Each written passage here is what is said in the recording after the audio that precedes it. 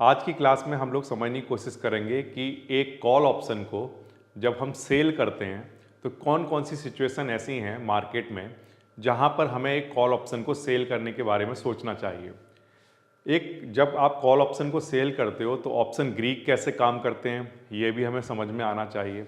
एक call option को cell करने से पहले किस तरह से टेक्निकल एनालिसिस किया जाना चाहिए, किस तरह से वोलाटिलिटी को एनालाइज करना चाहिए, यही सारी बातें करेंगे हम आज की क्लास में। तो सबसे पहले तो हम लोग समझने की कोशिश करते हैं कि शॉर्ट कॉल, जब भी मैं कहूँ शॉर्ट कॉल को शॉर्ट करना, इस बात का मतलब ये है कि आज हम ऑप्शन सेलिंग की बातें कर रहे हैं, राइट। एक कॉल को शॉर्ट करना, एक कॉल को राइट करना या एक कॉल को सेल करना, ये सब एक ही बातें हैं, ठीक है। तो हम लोग आज एक कॉल ऑप्शन को सेल करने की कोशिश करेंगे, ठीक है। What do you mean by short call? तो आंसर है you sell a call option expecting a price to stay below the strike or fall, you receive premium upfront. क्या मतलब है इस बात का? इस बात का मतलब ये है कि हम लोग सबसे पहली चीज तो ये करने वाले हैं कि एक कॉल ऑप्शन को सेल करने वाले हैं, सबसे पहला काम, ठीक है। तो हमारे सामने बहुत सारी स्ट्राइक्स होंगी, राइट। ये बहुत सारी स्ट्राइक्स हैं जिसमें से कोई एक एट द मनी रही होगी, कॉल ऑप्शन की बातें हो रही हैं तो इससे ऊपर वाले जो प्राइस हैं वो सब आउट ऑफ द मनी रहे होंगे, और एट द मनी से नीचे वाली जो स्ट्राइक्स हैं जिनको ये प्राइस ऑलरेडी कवर कर चुका है वो सब आईटीएम रहे होंगे, ठीक है। इनमें से किसी भी कॉल ऑप्शन को हम लोग क्या करें, अगर हम सेल कर रहे हैं तो हम कहेंगे हमने एक कॉल को क्या कर दिया है, शॉर्ट कर दिया है, ठीक है। ये तो समझ आता है। जब भी आप एक स्ट्राइक को, किसी भी स्ट्राइक को, चाहे आप एटीएम, ओटीएम या आईटीएम, किसी को भी अगर आप किसी भी कॉल ऑप्शन को शॉर्ट करेंगे तो वहां पर आपको क्रेडिट रिसीव होगा, क्योंकि आपने सेलिंग की है। तो सेलिंग के केस में क्या होता है, हमारे पास क्रेडिट आ जाता है, तो आपको अप फ्रंट एक प्रीमियम मिल जाएगा। तो जनरली ये कैसी स्ट्रेटेजी होती है कि हम जहां पर प्रीमियम अर्न करना चाहते हैं, राइट, तो उस केस में हम कॉल को शॉर्ट करते हैं, ठीक है। और हम ये एक्सपेक्ट करते हैं कि जो प्राइस है वो या तो हमारी जो स्ट्राइक है वहीं पर रहेगा या उससे नीचे रहेगा।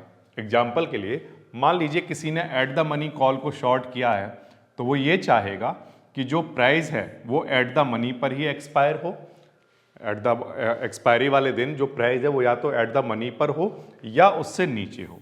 इस बात का मतलब ये है कि एक कॉल राइटर जो होता है जिसने कॉल ऑप्शन को सेल किया है उसकी डायरेक्शन डाउनवर्ड डायरेक्शन में होगी, राइट। जैसे एग्जांपल के लिए कोई एक स्टॉक 100 रुपीज पर है तो वो ये चाहेगा कि वो 100 पर रहे या 100 से नीचे 99, 98, 97 कहीं पर भी चला जाए।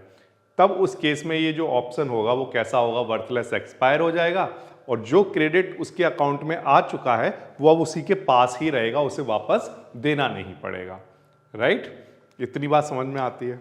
तो ये बिल्कुल एक सिंपल सी एक स्ट्रेटजी है कॉल ऑप्शन को शॉर्ट करना, ठीक है। What is the basic characteristics of, जब भी आप एक कॉल ऑप्शन को राइट करते हो या सेल करते हो तो सबसे बेसिक कैरेक्टरिस्टिक कौन कौन सी हैं उनको समझने की कोशिश करते हैं। तो अगर मान लो मैंने एक कॉल ऑप्शन को सेल कर रहा हूँ तो इसका मतलब मेरा मार्केट को लेकर व्यू जो है वो कैसा है, तो आंसर है बेयरिश टू न्यूट्रल। क्योंकि मैंने कहा कि अगर मान लो एग्जाम्पल के लिए हमने कॉल ऑप्शन को एट द मनी पर सेल किया है तो हम ये चाहते हैं कि अब या तो मार्केट न्यूट्रल रहे, हम ऊपर की तरफ कुछ भी नहीं चाहते हैं मार्केट में, या तो हम न्यूट्रल रहें या हम मार्केट को लेकर कैसे हैं, बेयरिश हैं, यानी कि हमारी जो डायरेक्शन है वो डाउनवर्ड रहेगी, ठीक है। तो ये तो आपका मार्केट को लेकर व्यू हो गया। अब सवाल है कि यहाँ पर हमें जो प्रॉफिट हो सकते हैं वो कितने हो सकते हैं। तो आंसर, क्योंकि हम लोग सेलिंग की एक स्ट्रेटजी की बात कर रहे हैं तो सेलिंग की किसी भी स्ट्रेटजी में अगर वो नेकेड सेलिंग है तो वहां पर सिर्फ और सिर्फ जो प्रॉफिट हो सकता है वो उतने ही प्रीमियम का होगा जो अपफ्रंट आपके अकाउंट में क्रेडिट हो चुका है, राइट। तो मैक्स प्रॉफिट कितना होगा, जितना आपको प्रीमियम मिल चुका है या क्रेडिट हो चुका है। अब मैक्स प्रॉफिट का मतलब हो गया कि अगर मान लो अगर आप चाहते हो कि ज़्यादा प्रॉफिट तो आपको ऐसे प्रीमियम को सेल करना होगा जिसकी वैल्यू ज़्यादा हो, तो आपके अकाउंट में ज़्यादा क्रेडिट होगा। अगर आप आउट ऑफ द मनी जाते हो जहाँ पर प्रीमियम थोड़े से सस्ते होते हैं, अगर आप उनको सेल करोगे तो उस केस में आपका प्रीमियम कम रहेगा।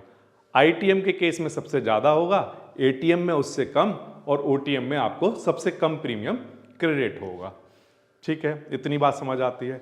तो वॉटेवर आपने चाहे आईटीएम सेल किया हो, एटीएम सेल किया हो, चाहे ओटीएम सेल किया हो, आपको जो प्रीमियम आपने सेल किया है उससे ज़्यादा का प्रॉफिट नहीं हो सकता। ठीक है, ये तो बात हो गई किसकी, मैक्स प्रॉफिट की।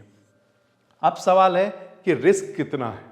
तो आंसर है इसमें रिस्क जो है वो अनलिमिटेड है इफ प्राइस राइजेस।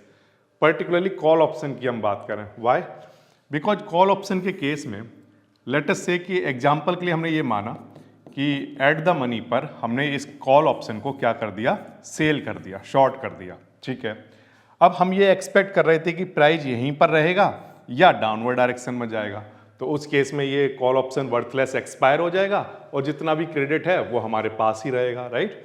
लेकिन अगर मार्केट राइज करता है, ऊपर की तरफ बढ़ना स्टार्ट हो जाता है, तो बढ़ने के लिए कितना बढ़ सकता है, तो आंसर है अगर हम यहाँ पर कोई एक नंबर है लेटस से 100, तो इधर की तरफ कितना बड़ा नंबर हो सकता है, तो आंसर है इधर इनफाइनाइट हो सकता है, राइट। तो अगर मार्केट बढ़ेगा तो कितना भी बढ़ सकता है, अनलिमिटेड बढ़ सकता है, इनफाइनाइट बढ़ सकता है, राइट। तो इस केस में जो लॉस होंगे वो भी कैसे होंगे, इनफाइनाइट होंगे, या मैं कहूँ अनलिमिटेड होंगे, राइट।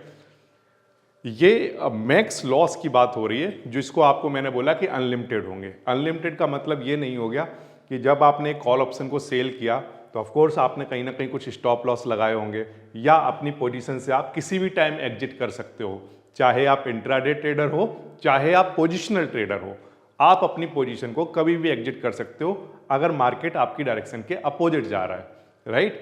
तो पेपर पर अगर हम देखें तो मैथमेटिकली अगर हम समझने की कोशिश करें तो इस स्ट्रेटजी के अंदर अनलिमिटेड लॉस होने के चांस रहेंगे।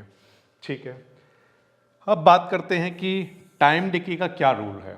तो आंसर दो तीन चीजें हैं जो मार्केट में ऑप्शंस के अगर कॉन्टेक्स्ट में देखें तो एक तो टाइम डिके और वोलाटिलिटी, ये दो कॉन्सेप्ट ऐसे हैं जो सबसे जल्दी पढ़ लेने चाहिए, राइट।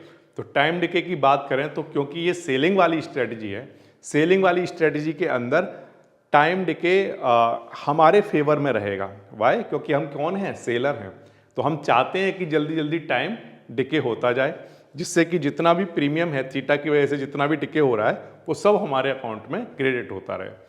तो टाइम डिके की वजह से जो बायर होगा, जिसको मैंने इस ऑप्शन को, कॉल ऑप्शन को सेल किया है, तो बायर क्या तो थीटा हर रोज कुछ ना कुछ अमाउंट डिक्रीज करता रहेगा और हर रोज थीटा कुछ ना कुछ अमाउंट मेरे अकाउंट में इंक्रीज करता रहेगा, क्योंकि मैं सेलर हूं। क्लियर है बात। तो बायर के पास से वो जो थीटा डिके वाला अमाउंट है वो कहां जाता है, तो आंसर वहां जाता है जिसने उसको सेल किया है, जो सेलर था उसका, करेक्ट। तो इस केस में क्योंकि आप सेलर हो तो सारा का सारा जितना भी थीटा है, क्योंकि वो पॉजिटिव नेचर का है, तो वो आपके फेवर में रहेगा। तो थीटा वर्क्स फॉर यू। अगर वोलाटिलिटी की बात करें तो वोलाटिलिटी जो है वो नेगेटिव है, राइट।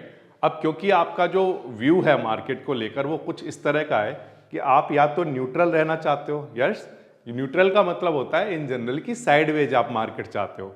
साइडवेज का मतलब ये है कि आप मार्केट में बहुत बड़े बड़े मूवमेंट इस डायरेक्शन में ना इस डायरेक्शन में चाहते हो, राइट। लेकिन क्योंकि हम ये कॉल ऑप्शन की बात कर रहे हैं तो वहां पर ये डायरेक्शनल स्ट्रेटजी है, ये नॉन डायरेक्शनल स्ट्रेटजी नहीं है। ये कैसी है, डायरेक्शनल है। वाई, क्योंकि एक डायरेक्शन में आपको प्रॉफिट होगा और एक डायरेक्शन में आपको लॉस होगा, तो इसलिए ये पूरी तरह से एक डायरेक्शनल स्ट्रेटजी है। तो इस डायरेक्शन में आपको लॉस हो रहा है, इस डायरेक्शन में आपको प्रॉफिट हो रहा है, राइट। तो आप चाहोगे कि वोलाटिलिटी राइज ना हो, सबसे पहले तो आप यही चाहोगे। फिर से आप क्या चाहोगे, तो आंसर है किसी भी सेलिंग वाली जो स्ट्रेटजी है, किसी भी सेलिंग वाली स्ट्रेटजी में अगर नेकेड है वो, तो हम ये कभी भी नहीं चाहते कि वोलाटिलिटी बढ़े। वाई, बिकॉज वोलाटिलिटी इस केस में कैसी होती है, हमारे लिए नेगेटिव होती है, या मैं कहूँ कि जो वेगा की वैल्यू है वो हमारे लिए कैसी है, नेगेटिव। और नेगेटिव वेगा के केस में अगर IV बढ़ती है, मार्केट बहुत तेजी से राइज होता है, तो बहुत तेजी से राइज होने पर हमारे जो लॉस होंगे वो बड़े होने स्टार्ट हो जाएंगे। तो अगर एग्जाम्पल के लिए कहता हूँ कि मार्केट में वोलाटिलिटी बढ़े भी तो वो हमारी डायरेक्शन में मार्केट मूव करना चाहिए। हमारी डायरेक्शन किधर है, डाउनवर्ड। तो अगर मार्केट इधर की तरफ मूव कर जाता है तब तो हमें कोई ज़्यादा प्रॉब्लम होगी नहीं, क्योंकि हम चाहते भी यही थे। लेकिन अगर वोलाटिलिटी बढ़ी और डायरेक्शन हमारी अपोजिट हुई तो एक बड़ा लॉस होने का चांस हो सकता है एज अ सेलर, राइट। तो ये दो चीज़ें आपको ध्यान में रखनी है कि जो थीटा है वो आपके लिए काम कर रहा है, बट जो वेगा है वो आपके लिए काम नहीं करेगा। ये क्लियर है आपको। तो ये कुछ बेसिक कैरेक्टरिस्टिक्स होती हैं जब भी आप एक कॉल ऑप्शन को सेल करते हो। जैसे एग्जांपल के लिए कौन कौन सी बेसिक कैरेक्टरिस्टिक हैं, तो आंसर हम चाहते हैं कि मार्केट साइडवेज रहे या हम मार्केट को लेकर बेरिश होते हैं। दूसरा, इसमें जो मैक्सिमम प्रॉफिट हो सकता है वो प्रीमियम के इक्वल ही हो सकता है। तीसरा, इसमें जो लॉस हो सकता है मैथमेटिकली वो अनलिमिटेड हो सकता है, राइट। और फिर इसके बाद चौथे नंबर पर जब हम आते हैं तो टाइम डिके जो होगा वो हमारे फेवर में रहेगा, वोलाटिलिटी हमें हर्ट करेगी अगर वो हमारी अपोजिट डायरेक्शन में इंक्रीज हो जाती है।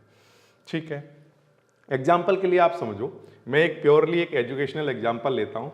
तो मान लो कि जो निफ्टी है वो 25,000 पर है, तो मान लो मैंने एट द मनी पर इसका एक कॉल ऑप्शन को सेल कर दिया। ठीक है, तो अगर एट द मनी पर आप करना चाहते हो तो आप 25,000 ले सकते हो। अगर मान लो आप चाहते हो कि मैं किसी out of the money call option को सेल करूं तो आप 25,500 के आसपास की कोई एक कॉल सेल कर सकते हैं, राइट। तो मैंने माना एग्जांपल के लिए कि उसका जो प्रीमियम था वो कितना था, 120। तो जब मैंने 120 वाला कॉल ऑप्शन को सेल किया है, राइट, तो एक क्वांटिटी पर मुझे 120 रुपीज का क्रेडिट मिलेगा, करेक्ट। लेकिन ऐसी निफ्टी में कितनी क्वांटिटी होंगी एक लॉट के अंदर, तो आंसर है 75 होंगी। तो 75 का यहाँ पर 120 से मल्टीप्लाई करा देंगे। So this is the amount which will credit in our account as a seller, right. तो 9,000 रुपीज का आपको अप फ्रंट एक प्रीमियम क्रेडिट हो जाएगा। ये ठीक है। अब हम चाहते हैं कि अप फ्रंट जो क्रेडिट हो गया इसमें से कुछ देना ना पड़े। ऐसा कब होगा, तो आंसर ऐसा तब होगा जब मार्केट जिस कॉल ऑप्शन को हमने, जो स्ट्राइक को हमने सेल किया है, या तो वहीं पर एंड हो जाए, एक्सपायर हो जाए, या उससे नीचे वाली किसी भी स्ट्राइक पर एक्सपायर हो जाए। ठीक है, तो आपके जो सिनारियो बनेंगे प्रॉफिट के या लॉस के, तो क्योंकि अभी एट द मनी है वो मैंने माना कि 25,000 है और आपने कोई आउट ऑफ द मनी की कॉल, जैसे एग्जांपल के लिए 25,500 को आपने क्या किया, सेल किया है, राइट। तो आपका जो लॉस होगा वो कहाँ पर होगा, तो आंसर है कि अगर 25,500 ये हमारा स्ट्राइक है, इससे ऊपर अगर मार्केट राइज करेगा तो हमारे ये लॉस वाले सिनारियो बनेंगे, राइट। इससे नीचे कहीं पर भी वो होगा तो हमारा जो प्रीमियम हमें मिला है वो प्रीमियम का कंप्लीट प्रॉफिट हमें देखने को मिलेगा, राइट। और इसके अलावा अगर हम बात करें कि जिस स्ट्राइक पर हमने सेल किया था उस स्ट्राइक पर भी वो एंड हो जाता है, तब भी हमें जितना भी प्रीमियम हमें अपफ्रंट मिला था वो कंप्लीटली हमारे पास रहेगा। लेकिन सवाल ये है कि जिस स्ट्राइक पर हमने सेलिंग की है, क्या उस स्ट्राइक के थोड़ा सा आगे बढ़ने पर ही हमें लॉस होने लगेगा या थोड़ा सा इधर होने पर भी हमें प्रॉफिट होने लगेगा। तो आंसर है कि उस चीज़ का आंसर जानने के लिए आपको ब्रेक इवन को पता करना पड़ेगा, राइट। अब इस केस में ब्रेक इवन क्या होंगे, तो आंसर है बाइंग के केस में हमने देखे हैं कि ब्रेक इवन कैसे निकालते हैं। सिमिलरली आप सेलिंग के केस में भी निकाल सकते हो। जैसे एग्जांपल के लिए हमारी जो स्ट्राइक हमने चूज की सिर्फ एग्जांपल पर्पज के लिए 25,500, राइट। इसमें हमें जो प्रीमियम था वो कितना क्रेडिट हुआ एक क्वांटिटी पर, तो आंसर है 120 रुपीज़ का। तो जब आप इस दोनों को ऐड करा दोगे तो आपका आंसर कितना आया, 25,620 आया। तो इसका मतलब ये है कि जिस स्ट्राइक पर आपने सेलिंग की थी वहाँ नहीं, उसके बाद भी अगर मार्केट आपकी अपोजिट डायरेक्शन में जाता भी है, राइट, तब भी आपका एक जोन रहेगा जहाँ पर आप कहाँ पर होगे, प्रॉफिट में होगे, करेक्ट। तो जनरली लोग सेलिंग करने को क्यों प्रेफरेंस देते हैं, तो आंसर है इसलिए देते हैं क्योंकि जब भी आप कहीं सेलिंग की बात करते हो तो वहाँ पर 3 जगह ऐसी होती हैं, एक नहीं, 2 नहीं, 3 जगह ऐसी होती हैं जहाँ पर आपको प्रॉफिट के सिनारियो बनते हैं, प्रॉफिट के पोटेंशियल बनते हैं। सिर्फ एक ही डायरेक्शन या एक ही पर्टिकुलर डायरेक्शन ऐसी होती है जहाँ पर आपके लॉस के पोटेंशियल बनते हैं। जैसे एग्जाम्पल के लिए जिस स्ट्राइक को आपने चूज किया था वो आपका प्रॉफिट वाला पार्ट है, राइट। अगर मार्केट आपकी डायरेक्शन में जा रहा है तब तो ऑफकोर्स वो प्रॉफिट वाला पार्ट है, ये सारा प्रॉफिट वाला पार्ट रहेगा, राइट, करेक्ट। और इसके बाद एक सबसे अच्छी बात यह है कि एक सेलर के अगेंस्ट भी अगर मार्केट चला जाता है तब उस केस में भी वो प्रॉफिट में रहता है थोड़ी देर के लिए। कहाँ तक, तो आंसर है उसके ब्रेक इवन तक। तो इस ब्रेक इवन तक अगर आप देखो तो मार्केट उसके अगेंस्ट गया हुआ है, लेकिन फिर भी स्टिल वो किस में रहेगा, प्रॉफिट में रहेगा। ब्रेक इवन पर जाकर उसका प्रॉफिट 0 हो जाएगा और फिर यहां के बाद उसको क्या होना स्टार्ट होगा, लॉस होना स्टार्ट होगा। करेक्ट। तो जब भी सेलिंग की बात होगी तो हम लोग क्या चाहेंगे, तो आंसर है हम तो ये चाहते हैं कि अगर हमने सेलिंग की है तो जो प्रीमियम है वो इतना सफिशिएंट हो, कितना, इतना सफिशिएंट हो जाए कि जब हमारा ब्रेक इवन बने तो ब्रेक इवन इतना आगे हो कि अगर मार्केट थोड़ा बहुत मूव भी कर जाए तो मेरे लिए कोई प्रॉब्लम ना हो, उस केस में भी मेरे प्रॉफिट के जोन बड़े हों। जैसे एग्जांपल के लिए मान लीजिए मैं कहता हूं कि ये एट द मनी है, राइट, और ये आउट ऑफ द मनी है, ठीक है। आपने चूज किया, एग्जांपल के लिए कहता हूं कि 25,500 की स्ट्राइक आपने चूज की थी सेलिंग के लिए, राइट। अब आपका जो ब्रेक इवन होगा वो कितना होगा, वो तो इस बात पर डिपेंड करता है कि आपका प्रीमियम कितना था, राइट, क्योंकि इसमें वही तो ऐड होगा। तो अगर आपका प्रीमियम 120 था तो आपका जो ब्रेक इवन होगा वो कितना बनेगा, 25,620, ये रहेगा, करेक्ट।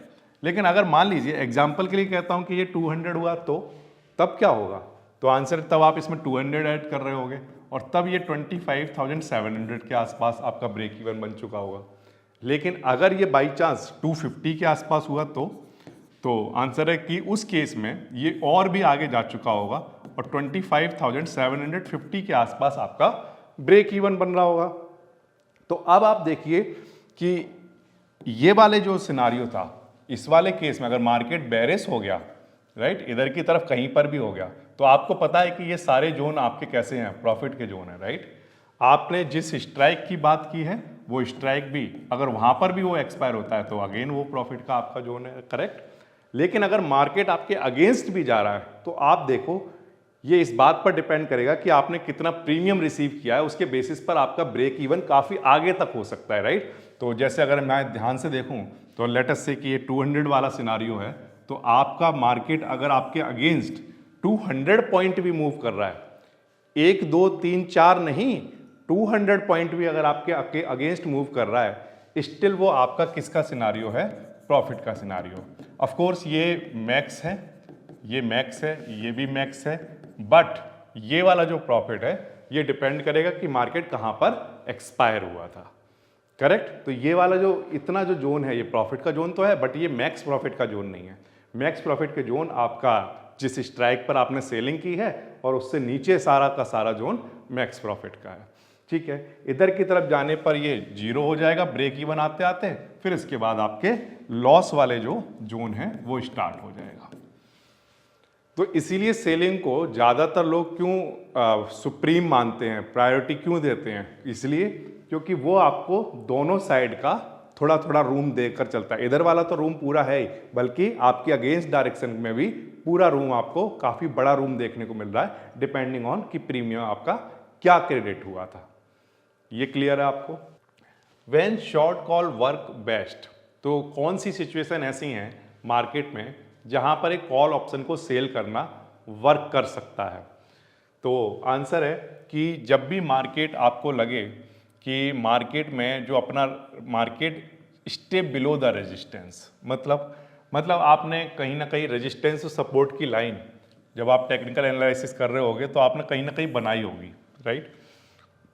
अब आप देख रहे हो कि मार्केट जो है वो बार बार जाता है, ठीक है, रेजिस्टेंस वाली जो लाइन है उसके आसपास पहुंचता है लेकिन उससे वापस आ जाता है, फिर ऊपर जाने की कोशिश करता है उसकी तरफ लेकिन फिर वापस आ जाता है, फिर जाने की कोशिश कर रहा है फिर वापस आ रहा है। तो वो रेजिस्टेंस की तरफ जाने की कोशिश तो कर रहा है, करेक्ट, लेकिन वो उसको ब्रेक नहीं करा पा रहा है।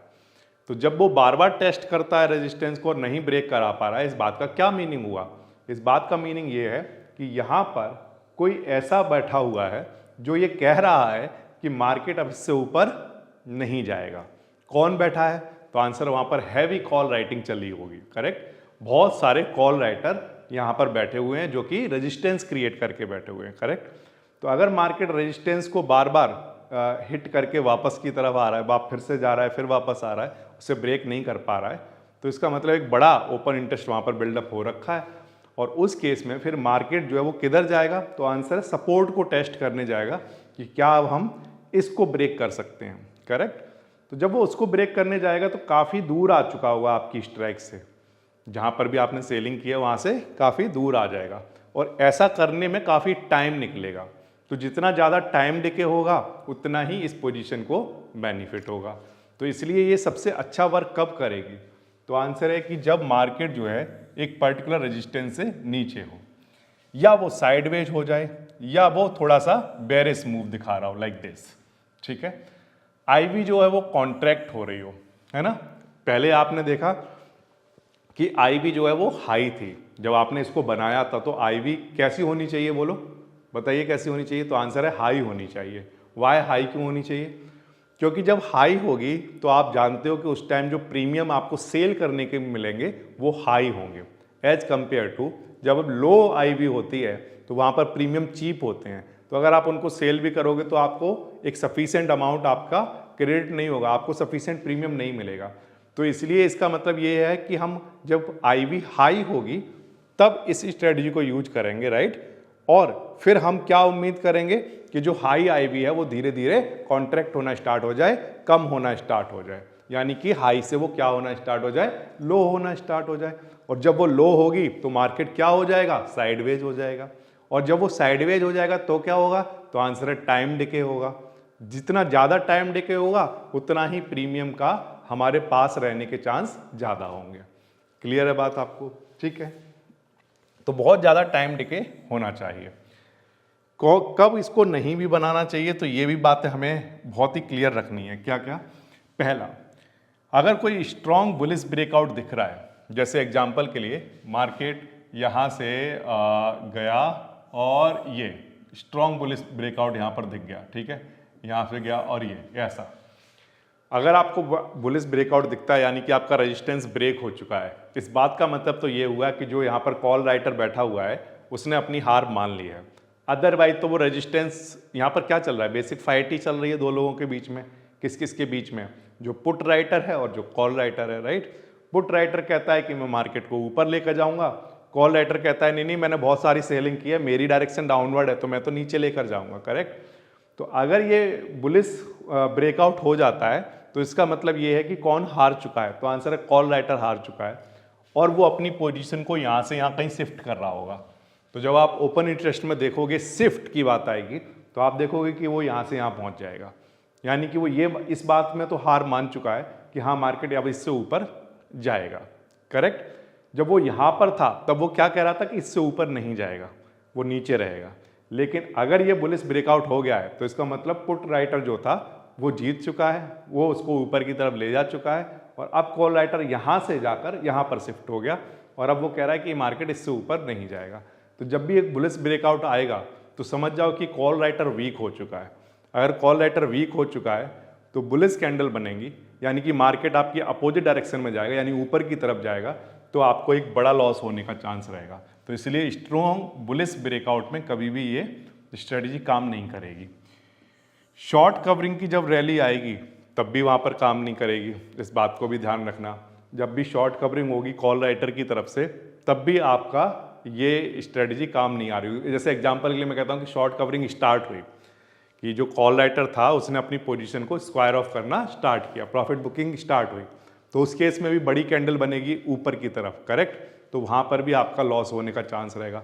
तो शॉर्ट कवरिंग जब स्टार्ट हो तब भी आपको ये स्ट्रेटजी कभी भी वर्क करके नहीं देगी। फिर इसके बाद बात करें अगर वोलेटिलिटी एक्सपेंशन हो गया ऑफ कोर्स, तो तब भी ये प्रॉब्लम आएगी, क्योंकि जनरली जो बिगनर है वो क्या करते हैं कि जब लो आईवी होती है तब इस स्ट्रेटजी पर काम करना स्टार्ट कर देते हैं, क्योंकि जब वो देखते हैं तो उनको लगता है कि मार्केट जो है साइडवेज है, और हमने तो कहीं पर पढ़ा था या सुना था कि साइडवेज मार्केट की ही ये स्ट्रेटजी है। लेकिन सवाल ये है कि ये स्ट्रेटजी साइडवेज मार्केट की तो है, लेकिन साइडवेज मार्केट इस स्ट्रेटजी में अप्लाई करने के बाद होना चाहिए, ना कि उस टाइम पर होना चाहिए जब आप बना रहे हो। फिर से जब आप पोजीशन ले रहे हो तब मार्केट की जो आईवी है वो हाई होनी चाहिए, ना कि पहले से लो हो। क्यों? क्योंकि अगर मार्केट में पहले से लो आईवी है और अब आप एंट्री कर रहे हो तो आईवी अगर लो है तो क्या होने के चांस हैं? तो आंसर है दुनिया में दो ही चीज़ें होती हैं, अगर कोई चीज़ लो है तो वो हाई हो जाएगी, या पहले से हाई है तो लो हो जाएगी। इसके अलावा कोई तीसरा सिनारियो तो बनेगा नहीं लो और हाई के केस में अगर हम देखें, करेक्ट। तो इसलिए जनरली जो सबसे बड़ी कॉमन मिस्टेक है इस पर्टिकुलर सेलिंग वाली स्ट्रेटजी में, और भी अदर जितनी भी सेलिंग वाली स्ट्रेटजी में है, उनमें सबसे कॉमन मिस्टेक क्या है कि जब आईवी पहले से लो है तब एंट्री लेना, फिर उसके बाद वो हाई हो जाती है तो फिर बड़ा लॉस हो जाता है। तो फिर ये नहीं आइडिया लग रहा कि ये ऐसा कैसे हो गया। करेक्ट, जैसे ही मैंने एंट्री ली तो ये बड़ी बड़ी कैंडल कैसे बनने लग गई ऊपर की तरफ। करेक्ट, वो इसलिए बनने लगी क्योंकि आपने लो आईवी पर एंट्री ली थी। तो सबसे पहली चीज जो फिट कर लेनी है अपने माइंड में कि जब आईवी हाई हो तब ये वर्क करेगी, अदरवाइज नहीं करेगी। ठीक है, तो कभी भी कॉल ऑप्शन को सेल नहीं करना चाहिए। जब भी स्ट्रॉन्ग अप ट्रेंड हो कभी नहीं करना है, ब्रेकआउट हो गया हो रेजिस्टेंस से ऊपर कभी नहीं करना है, शॉर्ट कवरिंग आ गई हो तब भी बड़ी कैंडल ऊपर की तरफ बनेगी, नहीं करना है, कोई भी इवेंट आ रहा हो तब भी कभी भी सेलिंग की बातें नहीं करनी है।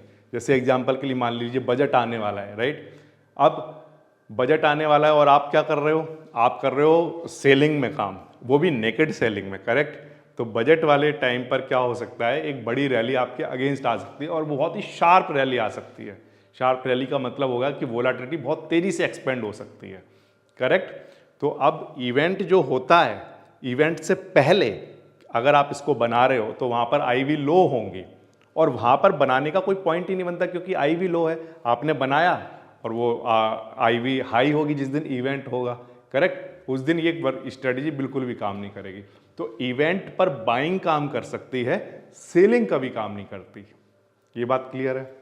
तो इवेंट का रिस्क नहीं लेना है। लो लिक्विडिटी वाला मार्केट तो खैर हम लोग बात करते नहीं है, अदरवाइज कोई एक स्टॉक हो ऐसा जो कि लो लिक्विडिटी हो, जिसमें कि आपको सेलिंग करने में वापस में प्रॉब्लम आ रही हो, लिक्विडिटी नहीं बन रही हो, वॉल्यूम ही नहीं है, वहाँ पर लोग आ ही नहीं रहे हैं बाइंग और सेलिंग करने, और इतने कम आ रहे हैं कि आपने जो सेल कर रखा है उसको वापस से बाय भी नहीं कर पा रहे हो, यानी कि अपनी पोजीशन को स्क्वायर ऑफ ही नहीं कर पा रहे हो। तो लिक्विडिटी वाली अगर कोई प्रॉब्लम आती है किसी पर्टिकुलर स्टॉक में या अंडरलाइंग में, तो वहाँ पर भी सेलिंग वाली स्ट्रेटजी के साथ कभी भी काम नहीं करना है। ठीक है, ऑप्शन चेन का एनालिसिस करना है बिफोर एंट्री। जब भी हम एक कॉल ऑप्शन को शॉर्ट करने की बात करते हैं, शॉर्ट करना मतलब सेल करने की जब हम बात कर रहे हैं, तो हमें ऑप्शन चेन को जरूर देख लेना चाहिए। क्यों? क्योंकि ऑप्शन चेन को देखकर ही हम डिसाइड करेंगे कि मार्केट में ट्रेंड कैसा बना हुआ है, मतलब कि मार्केट क्या बुलिश है, बेरिश है, या मार्केट कुछ ऐसा आइडिया दे रहा है कि वो साइडवेज रहने वाला है। तो इसलिए ऑप्शन चेन को देखना मस्ट है। अब ऑप्शन चेन में देखें तो क्या देखें, तो आंसर है कि हमें यह देखना पड़ेगा कि क्या हैवी कॉल ओपन इंटरेस्ट है जिन स्ट्राइक्स पर, यानी कि वो रेजिस्टेंस वाली स्ट्राइक होंगी जहाँ पर बहुत हैवी कॉल राइटिंग हो रखी है। कॉल राइटिंग का मतलब ये हो गया कि जहाँ भी जिस भी स्ट्राइक पर बहुत ज़्यादा कॉल राइटिंग हो रखी है, इसका मतलब वहाँ बहुत सारा मार्केट वेकर बैठा हुआ है जो कह रहा है कि मार्केट इससे ऊपर नहीं जाएगा। करेक्ट, और अगर मार्केट गया तो उसका बहुत बड़ा लॉस होगा। तो market maker at the end अपना लॉस नहीं करवाता, कभी भी नहीं कराएगा। तो इसलिए अब जब बात आती है कि अगर हम कॉल राइटिंग कर रहे हैं तो हम कॉल राइटिंग के लिए कौन सी स्ट्राइक पर करें, तो आंसर है कि जिस स्ट्राइक पर हैवी ओपन इंटरेस्ट है कॉल ऑप्शन का, तो उससे ऊपर वाला जो स्ट्राइक होगा वो ज़्यादा सही रहेगा। क्यों? क्योंकि वहाँ पर एक बड़ा रेजिस्टेंस है, तो पहले तो मार्केट मेकर ही आपकी पोजीशन को पूरा प्रोटेक्ट करने की कोशिश करेगा। तो अगर वो मार्केट वो टूटता है तो सिर्फ आपका लॉस नहीं हो रहा होगा, मार्केट मेकर का भी बहुत बड़ा लॉस हो रहा होगा। इस बात को ध्यान रखिए। और जब वो ऊपर जाएगा, मान लो आपको लॉस होना स्टार्ट भी हुआ, तो क्योंकि मार्केट मेकर का खुद का बड़ा लॉस हो रहा है, तो वो चाहेगा कि वो वापस से उसको खींच के लेकर आए, तो वो हर वक्त आपके लिए काम करेगा। तो लोग पूछते हैं कि आप कहते हो कि मार्केट मेकर की साइड में हो जाओ, तो हम कैसे मार्केट मेकर की साइड में हो जाएं? तो आंसर है कि मार्केट मेकर जहां पर बैठा हुआ है आप पोजीशन वहीं पर बनाओ, लेकिन एग्जैक्ट वहीं पर नहीं, उसके पीछे बनाओ, जिससे कि वो आपको सामने से प्रोटेक्ट करता रहे। अगर वो अपने आप को प्रोटेक्ट नहीं कर पाएगा तो उस दिन तो आप भी जाओगे, ये बात पक्की है। और फिर भी वो कोशिश पूरी करेगा कि वापस से खुद को प्रोटेक्ट करे, तो जब वो खुद को प्रोटेक्ट करेगा तो आप भी प्रोटेक्ट हो जाओगे उसके साथ। क्लियर है? तो इस तरह से हमें ये देखना है कि एक हैवी कॉल और राइटिंग वहां पर जहां भी हो रही हो जिस स्ट्राइक पर, उससे ऊपर वाली कोई out of the money strike ज़्यादा ठीक रहती है एज अ बिगनर। ठीक है, तो जैसे मैंने माना कि 25,500 पर एग्जाम्पल के लिए सिर्फ कहता हूं कि लार्ज कॉल का ओपन इंटरेस्ट देखने को मिल रहा है, यानी कि स्ट्रॉन्ग रेजिस्टेंस है, ठीक है, और ये जो है वो अच्छा लेवल है सेल करने के लिए, ठीक है। लेकिन जो एक्सपीरियंस है उसके लिए तो वो लेवल ठीक है, लेकिन जो बिगनर है उसके लिए उससे ऊपर का लेवल ठीक रहेगा। Okay, call writing with price not rising, क्या मतलब है इसका? Open interest increase but price जो है वो रुका हुआ हो, तो इसका मतलब जो है वो सेलर जो है वो स्ट्रांग है। इस बात को समझने की कोशिश करना। Call writing with price not rising, call writing हो रही है, ठीक है, एक अच्छा खासा ओपन इंटरेस्ट बना हुआ है कॉल ऑप्शन में, लेकिन प्राइस नहीं बढ़ रहा है। इस बात का मतलब ये है कि सेलर जो है वो प्राइस को बढ़ने नहीं दे रहा है। इसका मतलब वो बहुत ज़्यादा स्ट्रांग है, और वो जितना ज़्यादा स्ट्रांग होगा तो इस बात के चांस ज़्यादा होंगे कि मार्केट उस रेजिस्टेंस को बार बार टेस्ट करने तो जाएगा लेकिन उसे ब्रेक नहीं कर पाएगा। करेक्ट? तो ये केवल ओपन इंटरेस्ट को देख लेने से ही बात नहीं बनेगी। लार्ज कॉल का ओपन इंटरेस्ट तो होना चाहिए, लेकिन अगर साथ में ऐसा भी देखने को मिल रहा है कि प्राइस नहीं बढ़ रहा है, कॉल का ओपन इंटरेस्ट बढ़ता जा रहा है और प्राइस नहीं मूव कर रहा है, तो अगर प्राइस मूव नहीं कर रहा है इसका मतलब ये और ज़्यादा स्ट्रांग होता जा रहा है। तो अब प्राइस इसको बार बार जाकर टेस्ट करेगा, और फिर एक टाइम जरूर ऐसा आएगा कि अब इसको नीचे जाकर जो सपोर्ट लेकर बैठा हुआ है पुट वाला राइटर, उसको टेस्ट करने के लिए इसे मार्केट को जाना पड़ेगा। और जब ये वहाँ जाएगा तो आप, क्योंकि पहले के रेजिस्टेंस से भी ऊपर बैठे हुए थे और मार्केट तो नीचे सपोर्ट को टेस्ट करने गया है, अब वो आपकी पोजीशन से काफ़ी दूर जा चुका है, तो अब उसका वापस से यहाँ तक आने के चांस, उसकी जो प्रोबेबिलिटी है वो बहुत कम हो जाएगी। राइट? तो इसलिए मैं कहता हूँ कि यहाँ पर कॉल ऑप्शन का आपको ओपन इंटरेस्ट बहुत हाई बिल्डअप देखने को मिल रहा है। आप यहाँ पर आपने कॉल ऑप्शन का सेलिंग वाला पोजीशन बनाया। राइट? मार्केट बार बार आता है, इसको टेस्ट करता है, फिर टेस्ट करता है, फिर टेस्ट करता है, फिर वो जाता है सपोर्ट को टेस्ट करने, ऐसे। करेक्ट? अब जब वो सपोर्ट को टेस्ट करने गया है तो पहले तो आपकी जो स्ट्राइक थी उसके बहुत पास पास आ जा रहा था, बार बार आपके पास आ रहा था, और तब आपको लग रहा था कहीं ऐसा ना हो ब्रेक हो जाए और ये बाहर निकल जाए, फिर आपको पूरा लॉस होना स्टार्ट हो जाए। राइट? लेकिन ये चीज़ कंफर्म कर रही थी कि ये बहुत स्ट्रांग है, तो इसका मतलब ये है कि ये नीचे टेस्ट करने जाएगा। अब ये आपकी पोजीशन से इतना दूर आ चुका है कि अगर मार्केट में वापस से एक बड़ी रैली आती भी है तो भी बहुत कम प्रोबेबिलिटी होगी कि ये इसको ब्रेक करा पाए। ये समझ आ रही है बात आपको? ठीक है, तो इस तरह से हमें ओपन इंटरेस्ट का एनालिसिस करना है। इसके अलावा पीसीआर भी हमें चेक कर लेना चाहिए कि पीसीआर स्टेबल है और या वो बढ़ रहा है। मतलब जो पुट ऑप्शन है, पुट ऑप्शन ओपन इंटरेस्ट है, वो हायर हो देन कॉल ओपन इंटरेस्ट। ठीक है, जैसे पीसीआर की अगर हम बात करें तो जो पुट और कॉल का रेशियो है, पुट और कॉल का रेशियो वो क्या होता जा रहा है? बढ़ता जा रहा है। मान लो अगर वो 1 के इक्वल है, 1 का इक्वल है तो यानी कि ये दोनों आपस में इक्वल हैं, पुट राइटर भी और कॉल राइटर भी। कॉल राइटर ऊपर नहीं जाने दे रहा, जो कॉल राइटर है वो ऊपर नहीं जाने देगा, और जो पुट राइटर है वो नीचे नहीं जाने देगा। करेक्ट? अगर ये आपस में इक्वल है नंबर में तो आंसर 1 के इक्वल आएगा, इससे ये कैंसिल हुआ, 1 आंसर आ गया। तो उस केस में मार्केट को हम लोग पढ़ते हैं कि मार्केट कैसा है? साइडवेज है। करेक्ट? साइडवेज है, या हम लोग कहते हैं कि ये कैसा है? स्टेबल है। राइट? लेकिन मान लो कि इसका जो आंसर है वो 1 से बड़ा आ गया, यानी कि मैं कहता हूँ 1.1 आने लगा, 1.2, 1.3, ऐसे कुछ आंसर इसके आने लगे। ये आंसर कब आ सकते हैं ऐसे? तो आंसर है कि जब जो कॉल राइटर है उसका नंबर कम है, उसके कंपैरिजन में जो पुट राइटर है उसका कंपैरिजन, उसका नंबर ज़्यादा है। जब ऐसा होगा कि पुट वाला ज़्यादा है और कॉल वाला नंबर कम है तो न्यूमरेटर ज़्यादा होगा, डिनोमिनेटर कम होगा, तो इसका आंसर 1 से ज़्यादा आने लगेगा। अगर इसका आंसर 1 से ज़्यादा आ रहा है तो इसका मतलब पुट राइटर जो है वो ज़्यादा, पुट राइटिंग ज़्यादा हो रही का क्या मतलब है? वो कहता है कि मार्केट अब कहाँ जाएगा? ऊपर। इस बात को ध्यान रखना, मार्केट कहाँ पर जाएगा? ऊपर की तरफ जाएगा, क्योंकि पुट राइटर ज़्यादा है। तो इस केस में हमें ये चेक कर लेना चाहिए कि वहाँ पर बुलिश जो है वो मार्केट में अगर इस तरह का सिनारियो देखने को मिल रहा है तो मार्केट में हमें एक बुलिश सिग्नल देखने को मिलेगा। और अगर कोई बुलिश सिग्नल देखने को मिल रहा है तब भी हमें इसको सेल करने से बचना चाहिए। इस बात को ध्यान रखना, हमेशा क्या ज़्यादा होना चाहिए? कॉल राइटिंग ज़्यादा हो रही हो as compare to put writing, यानी कि इसके जो आंसर हैं वो 1 से लेस होने चाहिए, 0.9, 0.8, 0.7 ऐसा होना चाहिए। अगर ये बड़ा होगा, डिनोमिनेटर बड़ा होगा, न्यूमरेटर छोटा होगा, तभी तो आंसर 1 से लेस आएगा। तो कॉल राइटिंग ज़्यादा होनी चाहिए as compare to put writing.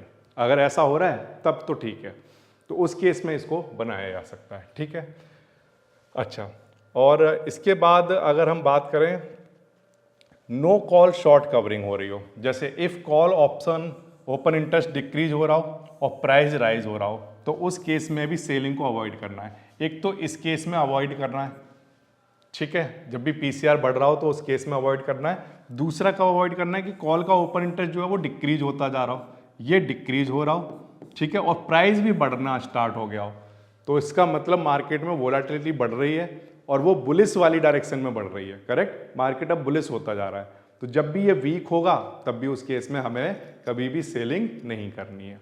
तो बिल्कुल सिंपल सा रूल बनाया गया, क्या, हैवी ओपन इंटरेस्ट होना चाहिए as compare to put option के कंपैरिजन में। करेक्ट, दूसरी बात कि जो ओपन इंटरेस्ट हैवी है, साथ में वहाँ पर प्राइस कहीं भी मूवमेंट नहीं आनी चाहिए, प्राइस नहीं बढ़ना चाहिए, बहुत स्लो स्लो प्राइस में मूवमेंट आ रहा है, जबकि राइटिंग इतनी ज़्यादा हो रही है। राइटिंग इतनी ज़्यादा हो रही है तो इसका मतलब बाइंग भी तो हो रही होगी, अकेले सिंगल राइटिंग थोड़ी हो जाती है, कहीं पर कोई किसी ने कॉल ऑप्शन को सेल किया है तो किसी ने बाय भी तो किया होगा। तो आप सोचो कि हैवी कॉल राइटिंग जब मैं कहता हूं कि हो रही है, इसका मतलब हैवी बाइंग हो रही है कॉल ऑप्शन की। करेक्ट, अगर हैवी बाइंग भी हो रही है तो प्राइस बढ़ना चाहिए। करेक्ट, लेकिन हैवी कॉल राइटिंग होने के बाद भी प्राइस नहीं बढ़ रहा है, इसका मतलब ये है कि जो कॉल राइटर है वो उसका कन्विक्शन ज़्यादा स्ट्रांग है एज कंपेयर टू बायर, और क्योंकि वो मार्केट मेकर है तो वो अपना लॉस तो कराएगा नहीं। तो इसलिए दो तीन चीज़ों को ध्यान रखना है कि ओपन इंटरेस्ट कैसा होना चाहिए, कॉल का ओपन इंटरेस्ट ज़्यादा प्लस प्राइस मूव ना कर रहा हो। इसके अपोजिट अगर कोई भी चीज़ देखने को मिल रही है, जैसे एग्जांपल के लिए पुट का ओपन इंटरेस्ट हाई है, तब भी आपको नहीं बनाना है।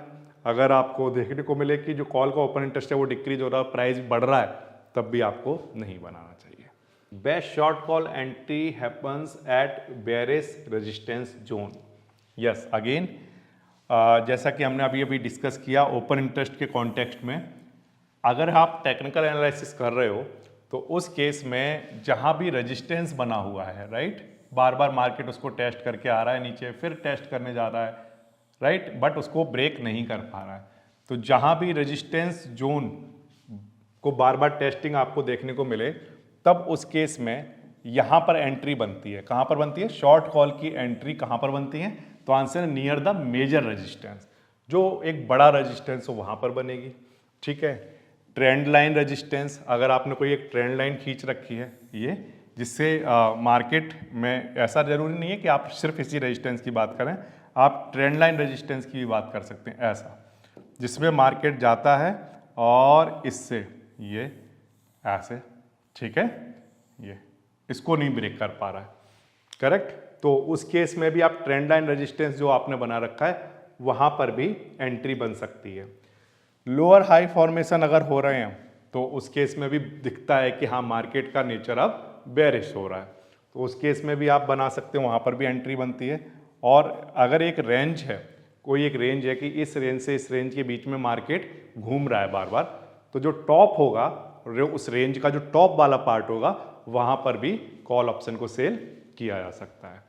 तो टेक्निकल एनालिसिस की अगर आप बात करो तो बिल्कुल सिंपल है। सबसे ज़्यादा आसान चीज़ क्या है कि एक टेक्निकल एनालिसिस करना।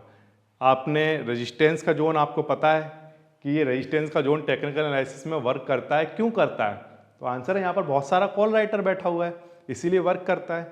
और जितना आपका कॉल राइटर के साथ कन्विक्शन होगा वो उतना ही बढ़िया है, क्योंकि ये लाइन आपने खींच तो दी है, लेकिन ये जब आप सिर्फ इस लाइन को देख रहे हो, लेट अस से कि आप सिर्फ टेक्निकल एनालिसिस कर रहे हो, तब ये जो लाइन है बस आप इसको देख रहे हो कि मार्केट में वहाँ पर ये ब्रेक हो रहा है या नहीं हो रहा है। करेक्ट, लेकिन ये जो कंफर्मेशन आएगा, ये कंफर्मेशन भी आपको उतना ज़्यादा कंफर्म नहीं करेगा एज कंपेयर टू कि अगर आप ओपन इंटरेस्ट में आने वाले चेंजेस को देख रहे हो, क्योंकि वो जो चेंजेस दिखा रहा होगा, जो लाइव में जो ओपन इंटरेस्ट में चेंज आ रहा है, वो आपको ज़्यादा बताएगा कि अभी इस टाइम क्या हो रहा है। क्योंकि जब वो यहाँ पर है, सपोज करिए अभी प्राइस यहाँ पर है, अब वो दोबारा जब जाएगा टेस्ट करने के लिए जा रहा है, मान लो अभी वो है यहाँ पर, अभी टेस्ट करने जाएगा। करेक्ट, तो अगर आपने ओपन इंटरेस्ट में देखा कि एक बड़ा चेंज आ रहा है, यानी कि बड़ा चेंज से मतलब ओपन इंटरेस्ट यहीं पर बिल्डअप हो रहा है, शिफ्ट नहीं हो रहा है, यहीं पर और ज़्यादा कॉल का ओपन इंटरेस्ट बिल्डअप होता जा रहा है,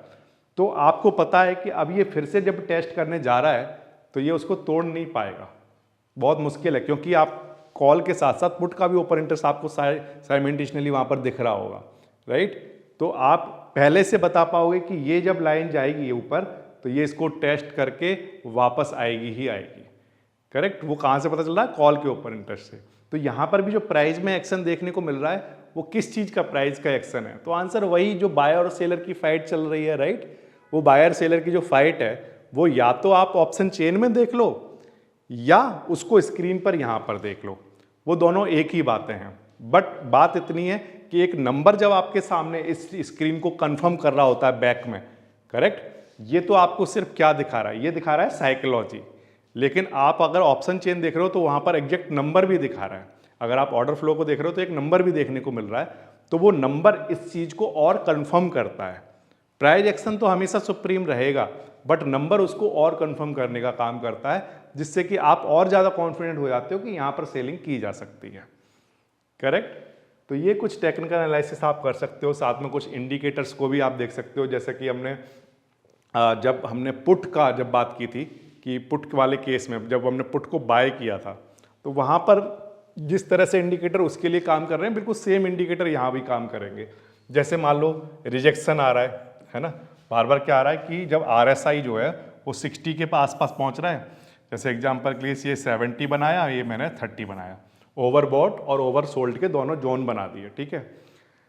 अब जब ओवरबॉट हो गया और यहाँ पर मैंने देखा कि 60 तक जाता है, फिर वो वापस आ जाता है, फिर ऊपर जाने की कोशिश करता है, फिर नीचे आ जाता है। तो अगर RSI 60 से नीचे की तरफ जा रहा है तो इसका मतलब एक वहाँ पर साइन बन रहा है कि मार्केट ऊपर नहीं निकल पा रहा, ओवरबॉट नहीं हो रहा है। और मार्केट 60 से नीचे की तरफ अगर बार बार टेस्ट करके 60 को नीचे की तरफ जा रहा है तो वो बेरिश का सिग्नल होता है। और एज अ कॉल शॉर्ट जब हमने की है तो हम चाहते भी यही है कि मार्केट बेरिश हो जाएगा तो हमें मैक्सिमम प्रॉफिट मिलेगा। और जितना दूर हमसे मार्केट बेरिश होकर नीचे की तरफ चला जाएगा उतना ज़्यादा और पोटेंशियल बन जाएगा कि अगर एक्सपायरी जब होगी तो जो प्रीमियम हमें रिसीव हो चुका है वो हमारे पास ही रह जाएगा, राइट।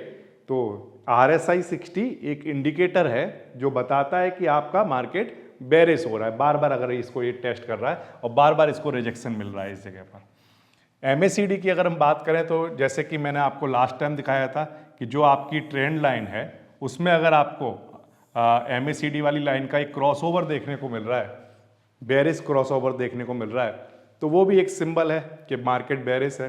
अच्छी चीज़ है, एज अ कॉल राइटर आपके लिए अच्छी चीज़ है कि अगर ये बेरिश सिग्नल आ रहा है इसका मतलब अब मार्केट में आपको मैक्सिमम प्रॉफिट मिल सकता है। फिर अगेन EMA की अगर हम बात करें कि जो प्राइस है वो जो की EMAs हैं, लाइक चाहे एक्सपोनेंशियल मूविंग एवरेज हो 20 डेज का या 50 डेज का, उन दोनों से अगर वो बिलो मूव कर रहा है 20 EMA से भी और 50 EMA से भी, तब वो भी एक सिग्नल है कि अब मार्केट में बेयरनेस आ चुकी है, मार्केट डाउन ट्रेंड में आ चुका है। और मार्केट में जितने ज़्यादा सिग्नल मिलेंगे डाउन ट्रेंड के उतना ही आपकी पोजीशन के लिए बढ़िया है, क्योंकि फिर आपके लिए अगर मार्केट बहुत ज़्यादा दूर चला गया, करेक्ट, तो आपकी फिर से प्रोबेबिलिटी बढ़ती चली जा रही है इस बात की कि एक्सपायरी वाले दिन जो फाइनल रिजल्ट आएगा वो आपके फेवर में होगा, करेक्ट। वॉल्यूम की भी अगर हम बात करें तो वीक ब्रेकआउट अटेम्प्ट देखने को मिल रहे हैं, यानी कि थोड़ा थोड़ा सा वॉल्यूम आता है अपवर्ड डायरेक्शन में मोशन कराने के लिए, लेकिन वो फिर से फेल हो जा रहा है। फिर से वॉल्यूम बढ़ रहा है लेकिन वो फिर से फेल हो रहा है। तो यानी कि एक बड़ा बड़ा वॉल्यूम अचानक से बहुत बड़ा बड़ा वॉल्यूम देखने को नहीं मिल रहा है, थोड़ा सा ब्रेकआउट वाला वॉल्यूम देखने को मिल रहा है, बट उतनी बड़ी कैंडल नहीं बन रही है जितनी बननी चाहिए ब्रेकआउट करने के लिए। तो वो भी सिंबल है कि वॉल्यूम भी बता रहा है कि मार्केट जो है वो बेरिश है, वीक है, इतना स्ट्रॉन्ग बुलिश नहीं हो पा रहा है।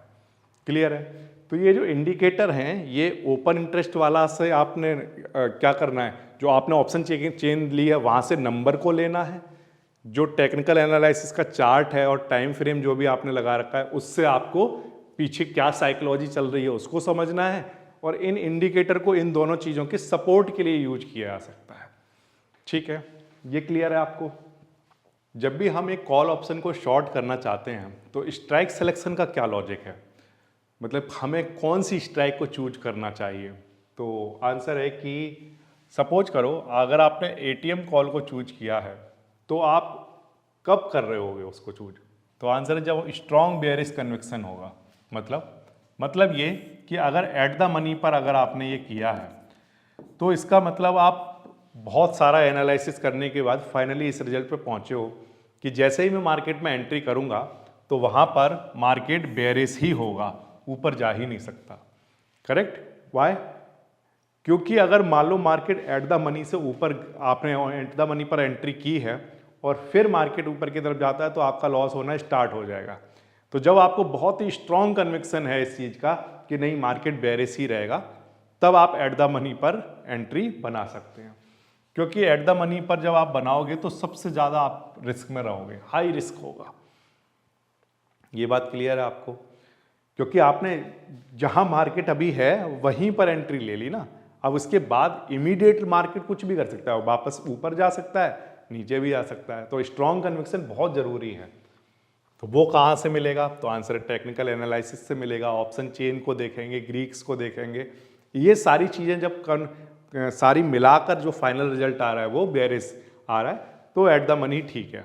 लेकिन फिर भी एक एक्सपीरियंस ट्रेडर के लिए ज़्यादा ठीक है।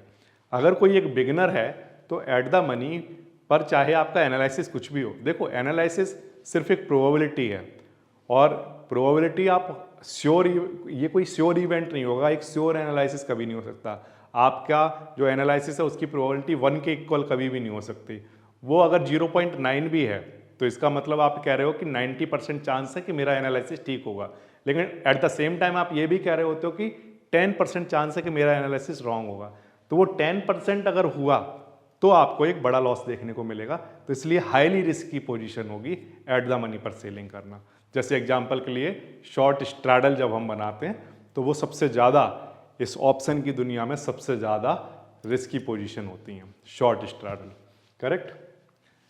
फिर इसके बाद हम बात करें आउट ऑफ द मनी की, तो जब आपके पास नॉर्मल रेंज का एक्सपेक्टेशन हो तो ये बैलेंस एक रिस्क बना देता है। अगर आप आउट ऑफ द मनी पर जाकर कर रहे हैं सेलिंग, तो आप एक रूम लेकर चल रहे हैं पहले से ही कि मार्केट आपके अगेंस्ट ना चला जाए।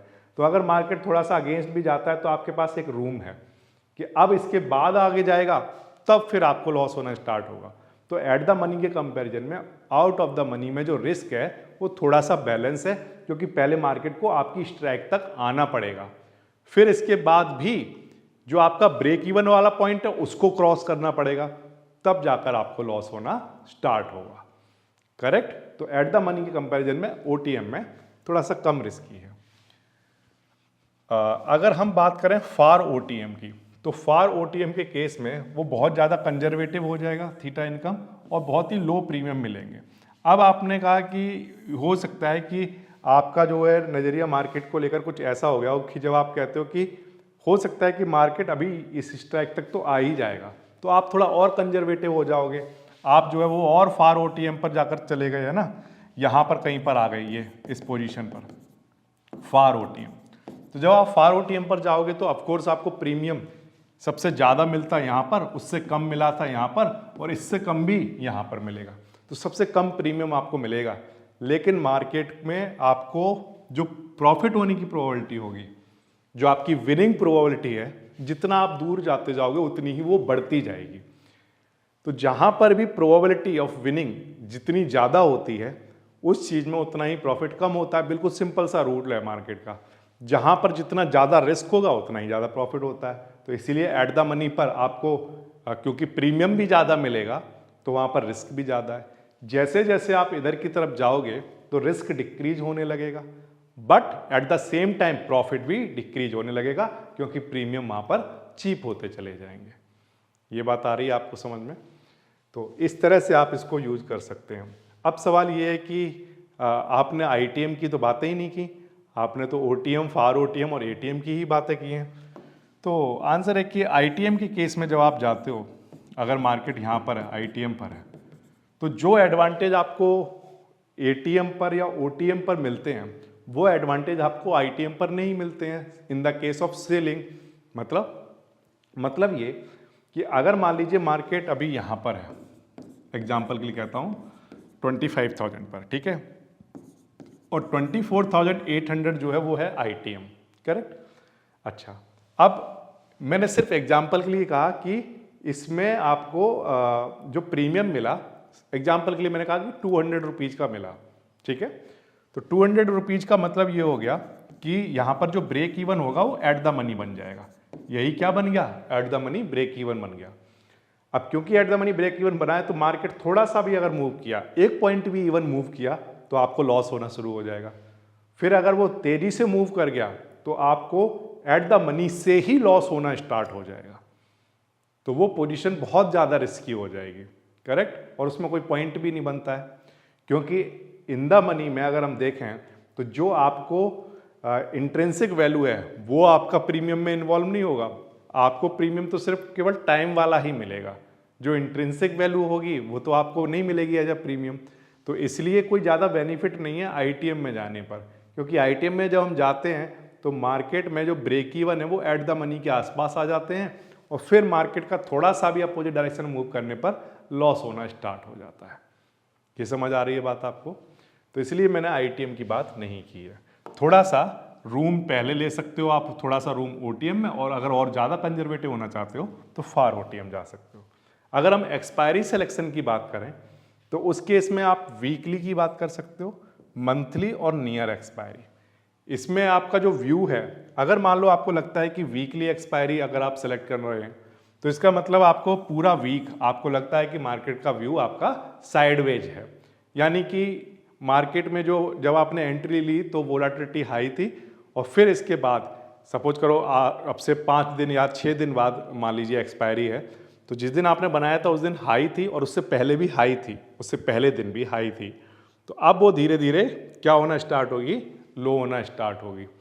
पॉज तो जरूर लगेगा, ये बात तो पक्का है। ऐसा नहीं हो सकता कि एक तरफा मार्केट में ऑलवेज रैली चलती रहे, नो, पॉज तो हमेशा आएगा, उसके पीछे के भी लॉजिक हैं।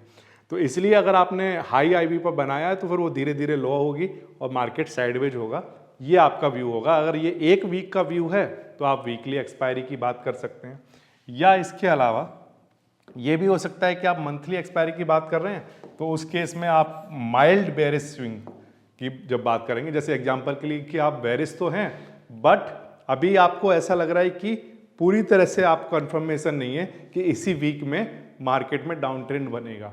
अगर थोड़ा सा टाइम लगने वाला है तो आप नेक्स्ट जो एक्सपायरी है उसकी बात करेंगे या मंथली एक्सपायरी की बात करेंगे, करेक्ट, सही है। नियर एक्सपायरी की बात जितनी ज़्यादा नियर एक्सपायरी की बात करेंगे, जितना ज़्यादा टाइम डिके होगा, ठीक है, वो उतना ही ज़्यादा आपको बेनिफिट देगा। तो नियर एक्सपायरी कब काम करेगी? नियर एक्सपायरी का मतलब हो गया, इस बात को समझो, नियर एक्सपायरी का मतलब हो गया कि जैसे मान लो कल एक्सपायरी है और मैं आज पोजीशन बना रहा हूँ, कॉल ऑप्शन को राइट कर रहा हूँ, करेक्ट। तो वो मैं क्यों करूँगा? वो मैं इसलिए करूँगा कि एक्सपायरी जैसे जैसे पास आती है वैसे वैसे थीटा जो है वो एसेलरेट हो जाता है, एसेलरेट करता है टाइम डिके को, और जितना ज़्यादा टाइम डिके होगा तो थोड़ा सा मूवमेंट मार्केट में आ भी रहा होगा लेकिन प्राइस मूव नहीं करेगा, वो धीरे धीरे धीरे धीरे नीचे ही होता जाएगा, क्योंकि अल्टीमेटली जो ऑप्शन वर्थलेस एक्सपायर होने हैं उन्हें जीरो हो जाना है। जैसे एग्जाम्पल के लिए मान लीजिए ये अभी आपको 100 रुपीज़ का दिखा रहा है और एक्सपायरी मान लीजिए अगले दिन है, और अगर आपने इसको सेल किया और मार्केट यहाँ पर है और मार्केट बढ़ भी रहा है, एक्सपायरी वाले दिन इधर की तरफ बढ़ भी रहा है, ठीक है, और बढ़ते बढ़ते एग्जाम्पल के लिए कहता हूँ कि सपोज करिए 2 PM का टाइम हो गया और मार्केट यहाँ तक आ भी गया, इसके आसपास कहीं पर आ भी गया, ठीक है। अब आप देखोगे कि मार्केट तो बढ़ते बढ़ते ऊपर बढ़ रहा है, तो मेरा कुछ ना कुछ इसकी वैल्यू बढ़नी चाहिए थी, 100 से 101, 2, 5 कुछ तो होती, लेकिन आप देख रहे हो इसका उल्टा हो रहा है। आफ्टर 2 PM आपको देखने को मिलेगा कि मार्केट इधर की तरफ बढ़ रहा है लेकिन ये नीचे की तरफ जा रहा है। और अगर बाई चांस सिर्फ 10 से 15 मिनट भी अगर आपको कभी ऐसा देखने को मिला कि मार्केट थोड़ा सा बैक किया, राइट, तो आप देखोगे कि इसकी 100 से जो वैल्यू है वो एकदम से नीचे आएगी, बहुत तेजी से एक्सेलरेट करेगी नीचे से नीचे की तरफ एक्सपायरी वाले दिन। तो जो एडवांस प्लेयर है मार्केट के अंदर, ये एडवांस कॉन्सेप्ट के अंदर आता है कि जो एक्सपायरी वाले दिन वो क्या करते हैं, तब वो सेलिंग करना पसंद करते हैं, क्योंकि उनको पता है कि अगर फार ओटीएम है तो मार्केट अगर वहां तक मूव नहीं करेगा तो वो सब क्या होंगे, सब के सब वर्थलेस एक्सपायर होंगे, करेक्ट। तो इस केस में हमें ये ध्यान रखना चाहिए कि अगर आप टाइम डिके को प्ले करना चाहते हो तो जो नियर वाली एक्सपायरी है या जितना एक्सपायरी के पास होगे उतना ज़्यादा बेटर रहेगा वो एक्सपायरी सेलेक्ट करना। ग्रीक्स का बिहेवियर क्या कह रहा है? सबसे पहले बात करते हैं ग्रीक के बिहेवियर में डेल्टा की। डेल्टा क्या कह रहा है? तो आंसर है, अगर डेल्टा की बात करें क्योंकि आप सेलर हो, तो जो सेलर है उसका डेल्टा कैसा होगा? नेगेटिव होगा, राइट? तो become more negative if price rises, जितना ज़्यादा आपका प्राइस राइज होगा उतना ज़्यादा डेल्टा की वैल्यू बढ़ेगी, और जितनी ज़्यादा डेल्टा की वैल्यू बढ़ती जाएगी उतना ही आपके लिए नुकसान होगा। आप नहीं चाहते हो कि डेल्टा और ज़्यादा नेगेटिव हो, राइट? तो इसलिए आप हमेशा ये देखोगे कि डेल्टा जो है वो लो है और लो ही बना रहे। उसके लिए आपको चाहे डेल्टा को थोड़ा थोड़ा थोड़ा थोड़ा करते के न्यूट्रल भी करना पड़े तो वो करोगे आप, राइट? लेकिन डेल्टा को आप चाहोगे कि बहुत ज़्यादा नेगेटिव ना हो। फिर इसके बाद थीटा, इसको हम डिस्कस कर चुके हैं। डेली प्रॉफिट आपको दिलाने वाली चीज़ है। आपको क्या करेगा? ऑफ कोर्स आपको टाइम डिके का बेनिफिट देखने को मिलेगा। तो थीटा पॉजिटिव होता है, सेलर की साइड में ऑलवेज वर्क करता है। वेगा अगेन नेगेटिव है, जैसे जैसे आईवी राइज होगी वैसे वैसे आपकी पोजीशन में लॉस होना स्टार्ट हो जाएगा। तो आप चाहोगे कि ये नेगेटिव है तो नेगेटिव से अगर पॉजिटिव की तरफ जा रहा है, यानी कि इसकी वैल्यू भी अगर बढ़ रही है तो वो ना बढ़े। आप चाहते हो कि जो डेल्टा है वो लो रहे, आप चाहते हो कि जो वेगा है वो नेगेटिव है तो वो और ज़्यादा वैल्यू को बढ़ाए ना, मतलब इंक्रीज ना हो और ज़्यादा नेगेटिव ना हो, राइट? तो इसमें भी आप चाहते हो कि जो वैल्यू है वो लो ही बनी रहे, हाई ना हो, मार्केट साइडवेज ही रहे। गामा की बात करें तो सबसे बड़ा एनिमी आपका कौन है? तो आंसर है गामा है। गामा ही है जो सबसे बड़ा रिस्क होता है किसी भी सेलिंग की स्ट्रेटजी में। क्यों? क्योंकि जैसे जैसे प्राइस बढ़ेगा वो प्राइस को एक्सेलरेट कराने का काम कौन करता है? गामा करता है। तो अगर मान लो आपकी जहाँ भी स्ट्राइक है और मार्केट अभी यहाँ पर है, तो गामा के पास वो पावर होती है कि उसे सूट अप करके आपकी ब्रेक इवन को क्रॉस करवा दे बहुत तेजी से। तो गामा ही है जो आपको सबसे बड़ा लॉस कराने वाला फैक्टर है। इसको हम लोग गामा रिस्क कहते हैं। तो यहाँ पर अगर हम देखें तो एक ही ग्रीक ऐसा है जो आपके फेवर में है। कौन है वो? थीटा। बाकी के सब आपके अगेंस्ट वर्क करेंगे। अगर वोलाटिलिटी बढ़ गई तब भी गामा रिस्क आ गया, डेल्टा तेजी से बढ़ेगा, प्राइस तेजी से बढ़ेगा, वो भी आपके लिए रिस्की हो जाएगा, करेक्ट? केवल एक चीज है जो आपके लिए काम कर रही है, वो है थीटा। तो बेसिकली जो शॉर्ट कॉल का जो ट्रेडर होगा वो टाइम डिके को पसंद करता है, आईवी का फॉल होना पसंद करेगा, दोनों चीजें पसंद करेगा, राइट? ओके। अगर सडन वोलाटिलिटी स्पाइक आएंगे तो लॉस होगा। तो ये कुछ ग्रीक के बिहेवियर हैं जो कि आप पिछली क्लासों में, क्योंकि ग्रीक्स को बहुत डिटेल में पढ़ चुके हो, तो आपको समझ में आता है कि यही बिहेवियर रहे होंगे। क्योंकि जिस भी स्ट्रेटजी के अंदर आप चाहते हो कि वोलाटिलिटी ना बढ़े, तो इस बात का क्या मतलब है? आप चाहोगे कि गामा स्पाइक ना आए, आप चाहोगे कि डेल्टा की वैल्यू बहुत तेजी से ना बढ़े। डेल्टा की वैल्यू बढ़ने का मतलब होता है ऑप्शन का आईटीएम हो जाना, तो आप नहीं चाहोगे कि ऑप्शन आईटीएम हो रहा हो। तो किसी भी वोलाटिलिटी के बारे में सोचो आप, जिस भी स्ट्रेटजी में हम चाहते हैं कि वोलाटिलिटी ना बढ़े, उसके ग्रीक्स क्या होते होंगे, तो आप हर वीडियो में ना देखकर आप वैसे ही आप अंदाज़ा लगा सकते हो कि वोलाटिलिटी ना बढ़े ये हम कब चाह रहे होंगे। तो आंसर है जब हम सेलर होंगे, और तब हमारा जो थीटा होगा वो पॉजिटिव होगा, बाकी सारी चीज़ें हमारे अगेंस्ट होंगी। क्लियर है? अच्छा, इसके बाद रिस्क मैनेजमेंट के कुछ रूल हैं जो सबसे ज़्यादा ज़रूरी हैं, जो हमें समझ लेने चाहिए। पहला है रिस्क मैनेजमेंट का रूल कि never cell a naked call in strong up trend. अगर मान लीजिए आपका एनालिसिस कह रहा है कि एक स्ट्रॉन्ग अप ट्रेंड बना हुआ है, ठीक है, या मैं कहता हूं कि आपने एंट्री ले ली और एंट्री लेने के बाद आपका एनालिसिस फेल हो गया और फिर मार्केट में स्ट्रॉन्ग अप ट्रेंड बन गया, तो उस केस में ऐसा नहीं है कि आप अपनी पोजीशन को नेकेड रखो, क्योंकि अभी तो आपने अगर सेलिंग की लेटर से एट द मनी पर, तो अभी ये नेकेड है, राइट? आपको उसको क्या करना पड़ेगा? हैज करना पड़ेगा। जैसे एग्जांपल के लिए हैज करने के लिए आपने एक कॉल ऑप्शन को बाय कर लिया, right, out of the money जाकर, तो आपको हमेशा अपनी पोजीशन को क्या करना है? हैज करके रखना है। Avoid selling when IV extremely low. अगर बहुत लो हो तो कभी भी सेलिंग नहीं करनी। एक्सट्रीमली लो का मतलब तो ये है कि अगर वो मीडियम पर भी आएगी तो आपकी पोजीशन में आपको लॉस दिख रहा होगा, और मीडियम से हाई जाएगी तो फिर आपको और बड़ा लॉस दिख रहा होगा। तो अगर एक्सट्रीमली लो है तब नहीं बनानी है, क्योंकि साइडवेज मार्केट को, जब भी मैं कहता हूं कि ये स्ट्रेटजी साइडवेज मार्केट में काम करती है, तो कुछ लोग इस तरह से इसको मान लेते हैं कि साइडवेज का मार्केट का मतलब जब मुझे साइडवेज दिखेगा मार्केट तो उस दिन मैं सेलिंग करूंगा। नो, इस बात का मतलब ये नहीं है। जिस दिन मार्केट में बड़ा ब्रेकआउट आएगा तो जब वो मार्केट टॉप पर पहुंचा है वहां सफर सेलिंग की बात होगी, क्योंकि तब IV हाई है, राइट, तब आपको प्रीमियम ज्यादा मिलेगा। ब्रेकआउट होने पर जो टॉप पर जो सेल करके बैठा है वो एक तो ज्यादा प्रीमियम लेकर बैठा हुआ है, और दूसरी बात वो हाई से फिर लो वोलेटिलिटी को एक्सपेक्ट कर सकता है। ये मीनिंग होता है साइडवेज मार्केट की स्ट्रेटजी का, ना कि ये कि साइडवेज दिखा कुछ नहीं कर रही है निफ्टी आज या कोई अदर अंडरलाइंग तो उस दिन सेलिंग कर ली। नो, उस बात का मतलब ये नहीं है। अगर आप वैसा करोगे तो निफ्टी अचानक से कुछ ऐसा कर देगा जो आपके होश उड़ा देगा, राइट। फिर इसके बाद avoid event days. Of course इसके बारे में मैं बात कर चुका हूँ। अगर कोई इवेंट वाला डे है तो IV बढ़ेगी, और जो कि हम नहीं चाहते हैं। अगर जो है मार्जिन बफर, अगर आपके पास कभी मार्जिन कॉल आ रही हो, राइट, कि आपका जो मार्जिन है वो बहुत ज़्यादा लग चुका था और आपके पास और अकाउंट में बैकअप में नहीं है मार्जिन, तो आपके पास मार्जिन कॉल अगर आ रही है तो उस टाइम एग्जिट खुद से कर जाना ज़्यादा ठीक रहेगा। अदरवाइज आपका ब्रोकर आपकी पोजीशन को एग्जिट कर देगा और आप बड़े लॉस में रहोगे। तो इस बात को भी ध्यान रखना। पोजीशन साइज हमेशा उतना ही रखना जितना आप लॉस बेयर कर सकते हो। अगर आप बिल्कुल बिगनर हैं तो सिर्फ एक लॉट, इससे ज़्यादा नहीं, और अगर आप थोड़े से एक्सपीरियंस ट्रेडर हैं तब भी अपनी पोजीशन को उतना ही रखिए, उतना स्मॉल रखिए जितना आप लॉस को बेयर कर पाएँ, करेक्ट।